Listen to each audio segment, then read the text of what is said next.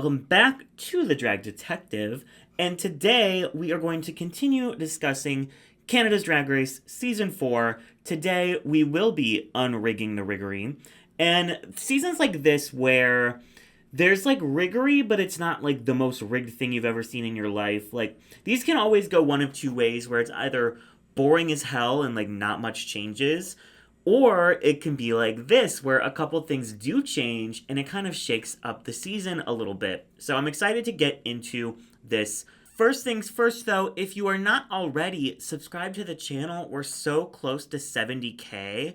And when I hit 75, I will be getting into full drag for a video.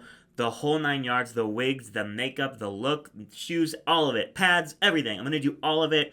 Full fantasy drag. So if you're not subscribed already, which on average most of you are not that watch my channel, now's the time to subscribe so that I can hit that milestone and we can make that video. Also, if you are watching Drag Race Season 16, you might as well just listen to the Rigged Recap, which is a nice little companion podcast where we go over the season, we go over the riggory. It's me and Kayla Says. The next episode on the ball features drag duel contestant Trisha Can. So it's a really fun time, and you should probably just go listen to it.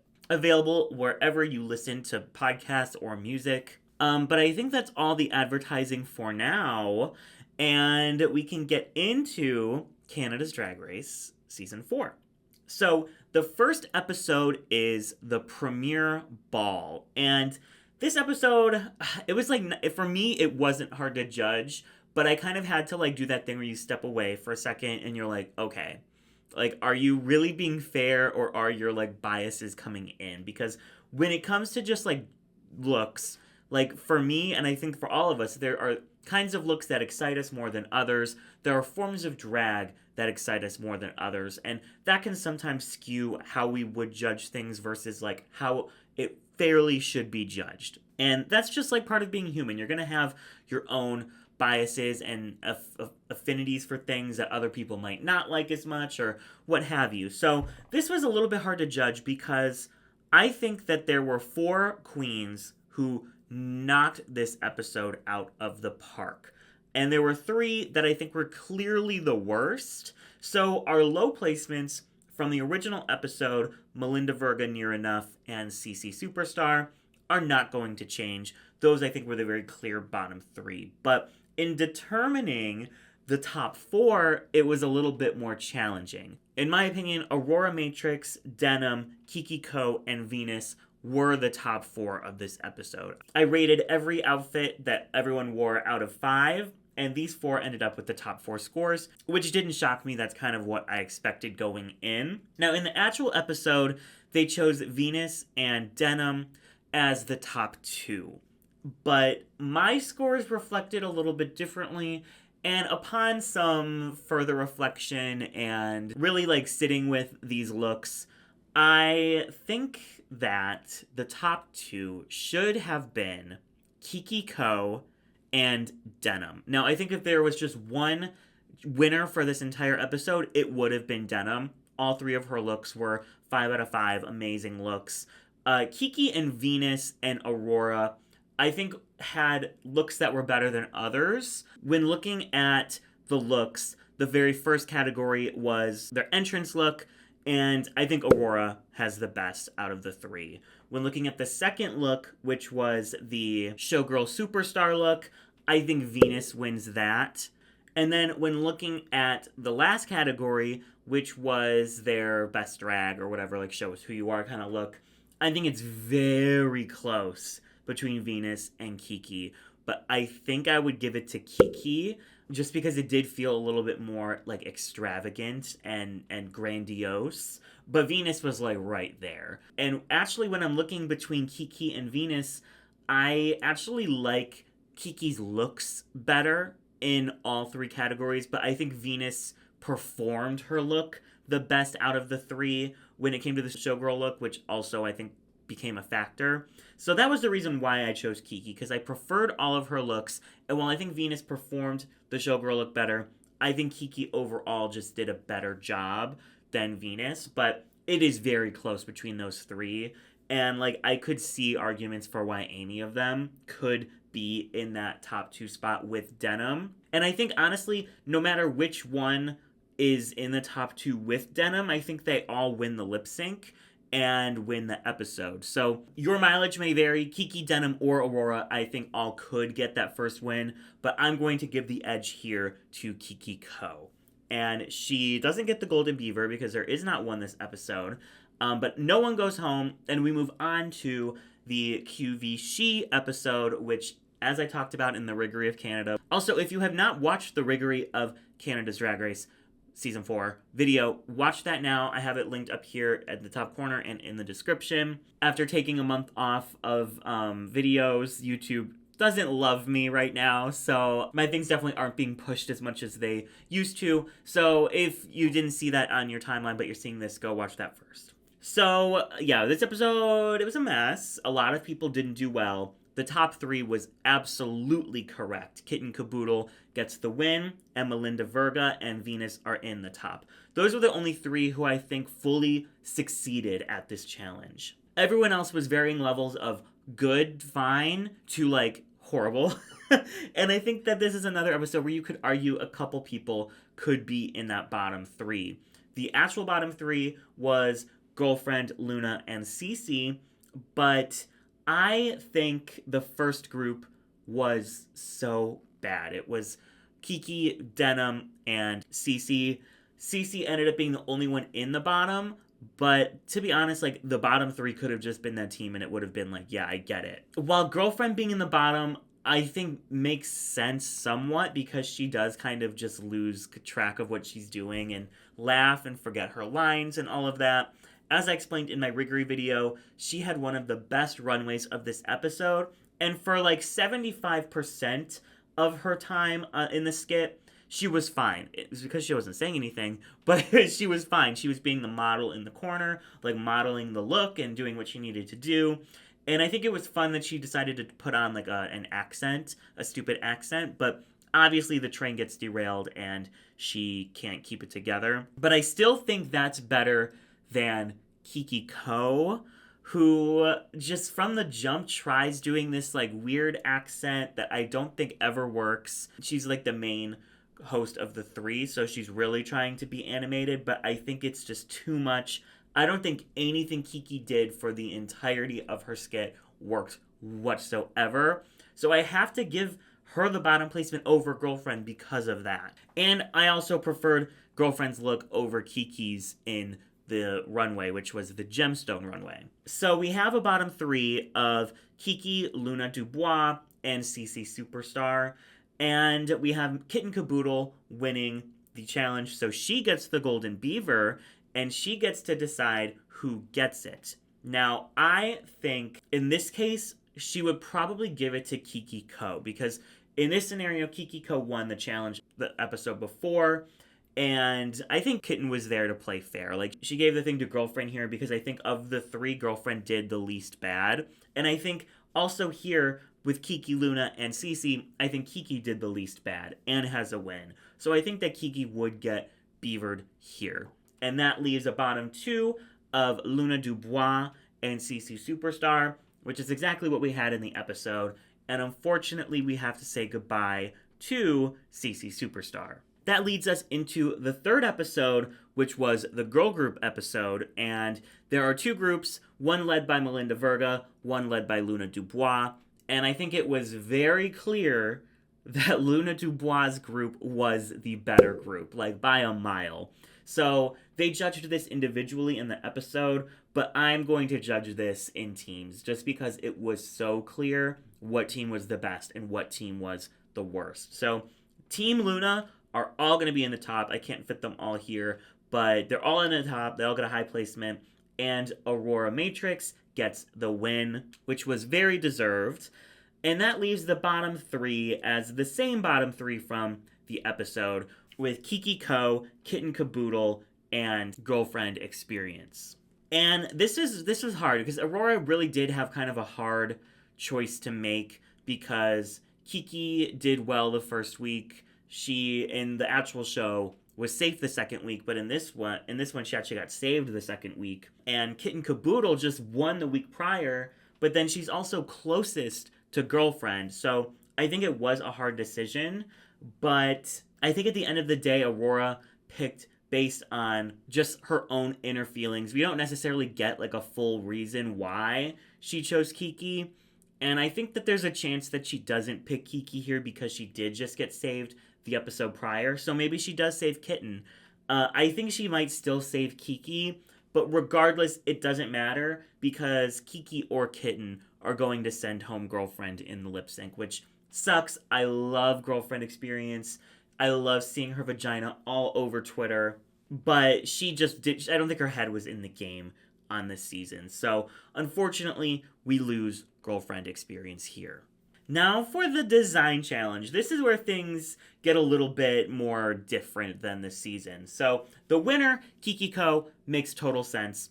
For the top placements, I think Kitten Caboodle makes sense. I like her silhouette. I like the colors that she chose. It feels very on brand for her. But the choice for Denim to be in the top, I wasn't fully sold on. I think that her look is fine. I like the gag of the sleeves being long. But I just don't feel like she changed her materials as much as some other girls did. And that was the main thing, is like, take the looks that are given in the closet and deconstruct them and make them into something else. And I just don't feel like she did that, specifically with the outside piece that she has. But someone who I think their look was more successful just by how they changed the garments and also just an overall look was Luna Dubois, who, had a rough start the second episode, but she did really good in the girl group, and I think she did really good here. She made a really fun color combination. She made a really fun silhouette. It's not something that we've seen a billion times before. I think she was really able to make a unique look for this design challenge that stood out among the group. And for Amy Yonsei Chanel to read her for it was kind of wild to me, because I thought she could have and should have been in the top over Denim. Now, the bottom three originally was Melinda Verga, Amy Yonsei Chanel, and Near Enough. But I truly don't think Near Enough's look was bad enough to land her in the bottom three. I think that there's a couple weird cutouts that maybe don't look super clean. But the overall silhouette, the overall color story that she's doing, I love the wig with it, the little hat, the glasses. I think she styled this well enough to warrant being safe.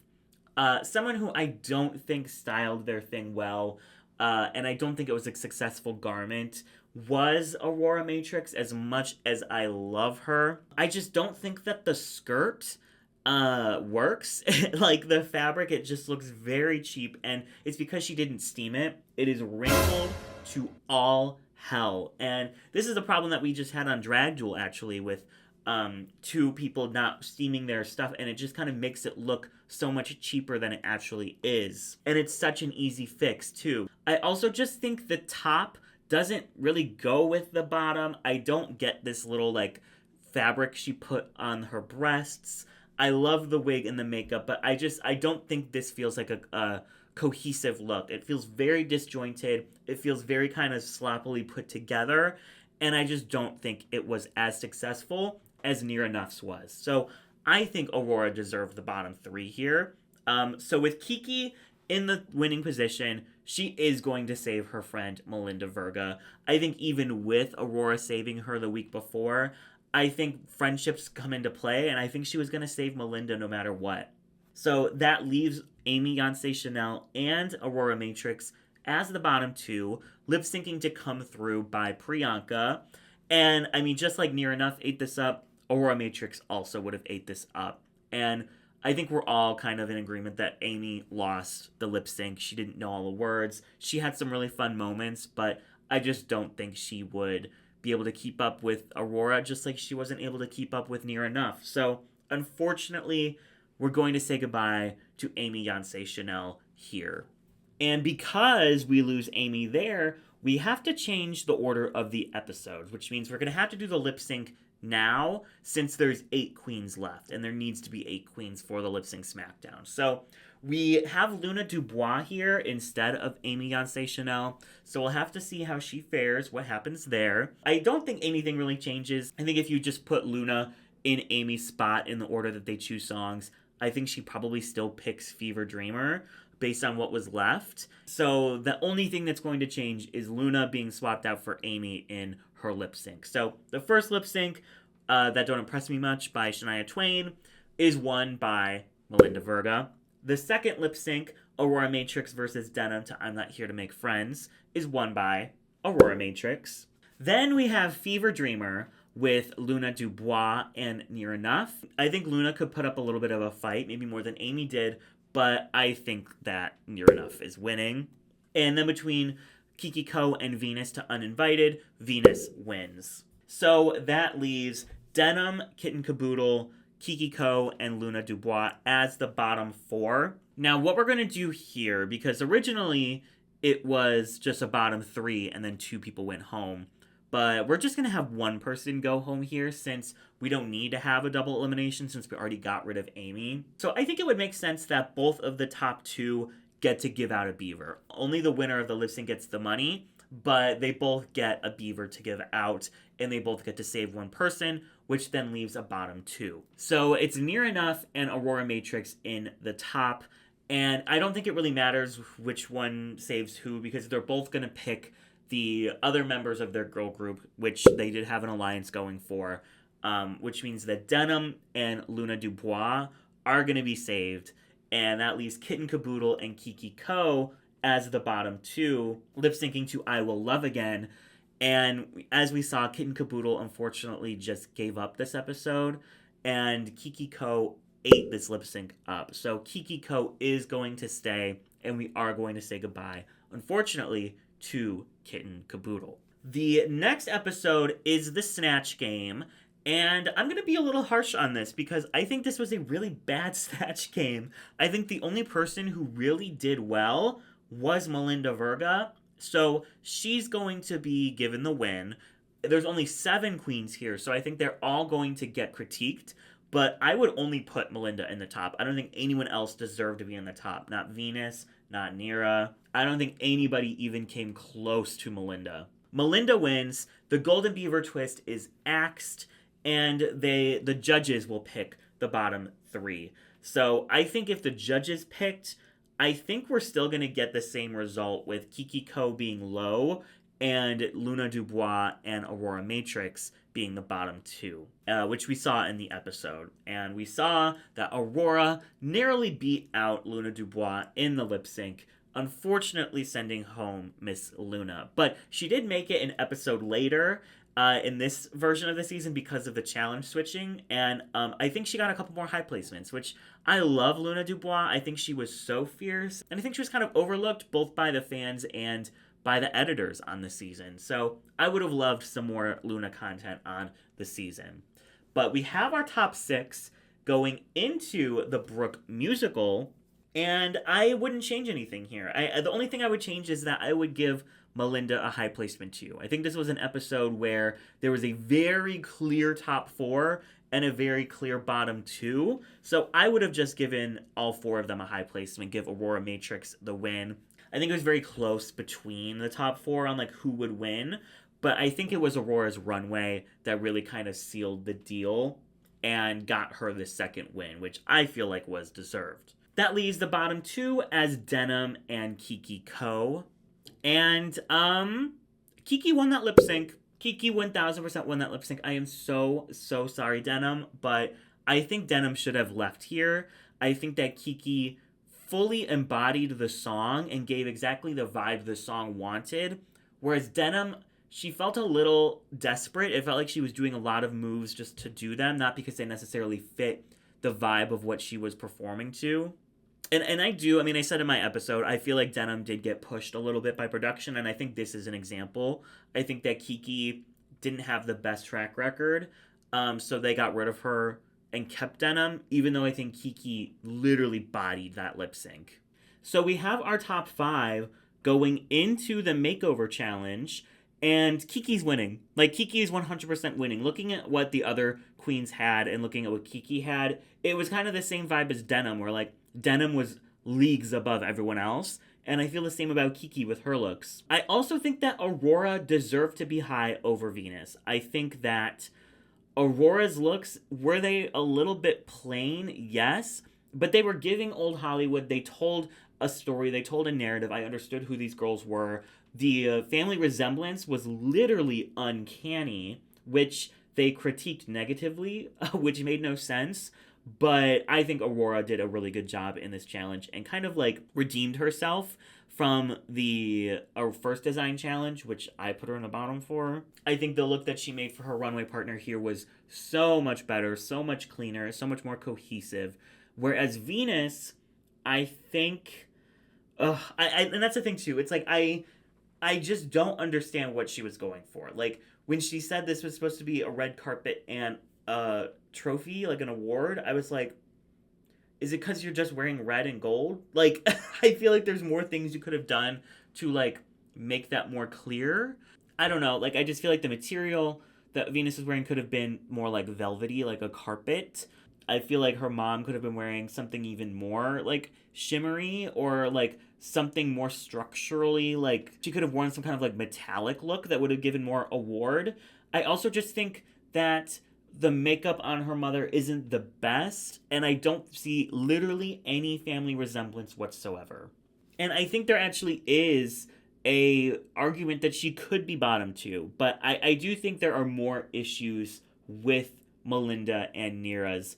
Nira, I think she just had a hard canvas to work with because she literally had like a bodybuilder to turn into a drag queen, which is already harder than like Aurora having to turn her stunning model friend into a drag queen. That's not that difficult. Whereas like Nira had a tough job, and I think that it was rough. It was a little bit rough. It was rough, and I don't think there was really much resemblance. Same with Melinda. I didn't see really much resemblance. I think that the makeup on Melinda was better than some of the makeup she's given, but I think the makeup on her makeover partner was rough. And I think that there were just more glaring issues with those two over Venus. But I could see an argument where you could say Venus could have been in the bottom.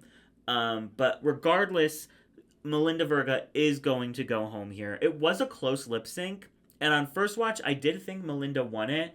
But then the more I saw it, the more I was like, okay, like I understand why Nira won this. I think she was giving more like pop star, more like seductress, which makes sense with the number, whereas like Melinda was giving like energy and like ferocity, which I just don't think was necessary for this song, which was I Didn't Come Here to Dance by Carly Rae Jepsen, aka one of the top 5 songs on Emotion. So unfortunately we lose the superstar of the season, Melinda Verga, and we have our top 4 of Aurora Matrix, Kiki Ko, Near Enough, and Venus.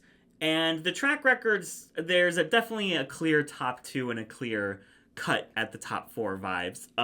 But they do have a challenge first where they have to sing on a horrible song. And they have to write the whole thing. They have to write the chorus, they have to write the verses. I like the idea. I think if they gave them a better song, it could have worked out better. If they gave them different songs, it would have worked out better. I think that Aurora had the best number, the best song by far. Hers was just super fun. The melody was really, really good. It was catchy. I think Venus did the second best. I think Venus's was also really good. I think that she brought this like power to her performance, which like was a little weird because it was like a Kids Bop song and she's sitting here like killing bitches, but I thought it was really, really good. Nira's was interesting. She decided to literally do like the fastest verse. She was like channeling like Look at Me Now by Chris Brown. And I was like, oh, well, that's fun. I think that she thought that like all of the best verses that people talk about, like Shea Coulee's category is and things like that, are like very quick rapping. So if she did like a whole song of that would be fierce. But it ended up just being so much, you couldn't understand half of what she was saying. It was like, I need to like sit down after that. That was a lot. And Kiki, I don't know how she would do. She didn't do well in the first performance challenge. She didn't do well in the Rusical. So I don't think that she would do great here either. I don't think she would do better than Venus or Aurora. We'll just say that. So the top two, I think, does stick to Venus and Aurora. They lip sync to a Nelly Furtado song, which I have never heard of. I don't think it was that great of a song for lip sync, to be honest with you. But I do feel like Aurora won that lip sync. And here's the thing, like looking at the track records, Venus does have the highest track record with 4 and Aurora has 3. But Aurora had 3, I think, really high moments in the season with the performance challenge, with the Rusical, and with the Lip Sync SmackDown episode. Those were 3 episodes that she obliterated. Whereas Venus, I think she was in the top a lot. She did do among the best a lot throughout the season, but in this scenario, she doesn't have a win. And I feel like she just never stood out as, like, the best. Like, she was consistently up there, but she didn't have those, like, stand-out, breakout moments like Aurora. And I think in all 3 aspects of the finale, the performance, the runway, and the lip sync, I think Aurora outdid her in all 3. So, in my opinion, no shade to Venus, no hate to Venus, I feel like Aurora should have been the winner of this season. I feel like she had such a good story. She was kind of a narrator throughout the season. She gave us incredible runways, incredible performances, iconic lip syncs. I feel like she gave us so much, enough to warrant her the crown. And like in this scenario, Venus doesn't even have 1 win. So I just think that Aurora had more moments where she truly shined and didn't shine next to other people, but shined just herself throughout the season. And you know, when the season started, I liked her a lot, but she wasn't giving me winner vibes. But as the season went along, she gave winner vibes, like especially at the end. Whereas Venus, I think because of her edit and because she was pushed somewhat by production, it felt like she was getting a winner edit, but I didn't necessarily feel like what she was delivering was warranting that storyline. So it's hard. Like I'm not upset that Venus won. I think she did do a good job on the season. I just felt like someone did better than her that I would have also loved to see win the crown. So I think Venus is incredible representation. I think she is someone who's going to do a lot with her crown. I think she's going to be able to get a lot of opportunities and do a lot of things. So I'm not annoyed or upset that she won. I just would have had a different outcome if it were me judging the season, which I didn't, but here I am judging it regardless. And you're all here watching it, so you must care somewhat what I think. But that is my thoughts on Canada 4. There might be one more video on Canada 4 about, like, what if the beaver twist wasn't there? Like, what would have happened? Let me know if you're interested in that. I might do it. I might not. If I do it, it's probably not going to be very long. It'll probably be like a 15-minute little ditty. So let me know if you want to see that. If I don't make that, then the next video will be the riggory of UK5, which I know a lot of you have been begging for. A lot of you have been asking for. I did Canada first because it just ended, so like it was fresh in people's minds. It was going to get more clicks. So I did that first, but UK5 will be next, and I'm excited to cover that season because it's my second favorite UK season. And I had so much fun watching it, and I'm having so much fun rewatching it as I'm scripting that video. So I'm very excited for that. I'm very excited for 2024. You know, Drag Duel is over. I'm happy to shift my focus back to this channel. I have so many video ideas and fun things I want to do. So I'm excited. I hope you subscribe so that you don't miss a single video I put out. And thank you all so much for watching. The links to all of my social medias is in the description below, as well as the rigged recap, which will be linked below. And I think that's it for today. Thank you all for watching, and I'll catch you all in the next one.